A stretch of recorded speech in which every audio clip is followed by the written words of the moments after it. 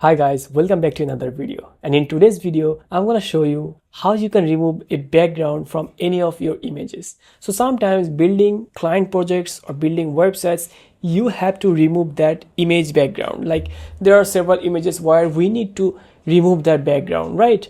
And I personally use a tools and I'm going to show you today. And also I'm gonna explore another tools and compare those two tools, that is the older version of the tools and another is the new AI versions, and see which one works better. So first of all, take a look at our screen. This is the image where I would like to change the background of this person, which is the orange color. I would like to change this orange color and make it transparent. So I'm gonna remove this background basically. And as you can see, there is the first one that I personally use, which is remove.bg. And you can simply navigate to this URL, remove.bg. And now as you can see, there are several other information that you can take a look at from here.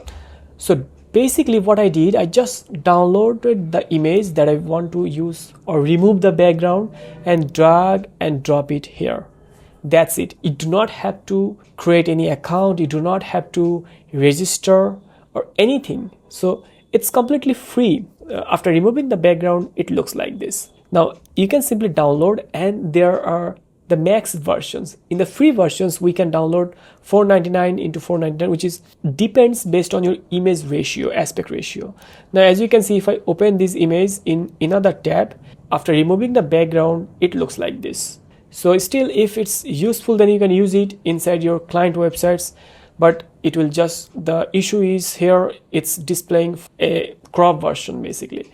Reduce the size and reduce the quality a little bit, but I would say it's enough for removing a background. And when it's a client project, if it's fine, then fine. Now let's take a look at another products or tools, which is remove.bg, and let's drag and see how it works. So the removal AI, I'm just using this one because this is the latest one, or the newer versions, which is created by another company. So let's take a look at here how it works. And I previously used this one, still it works well, and I use this one still, and this is the newer one. And as you can see, if you take a look at here, the quality looks a little bit different here. Now let's download and see how it looks in real life. So as you can see, it looks really bad.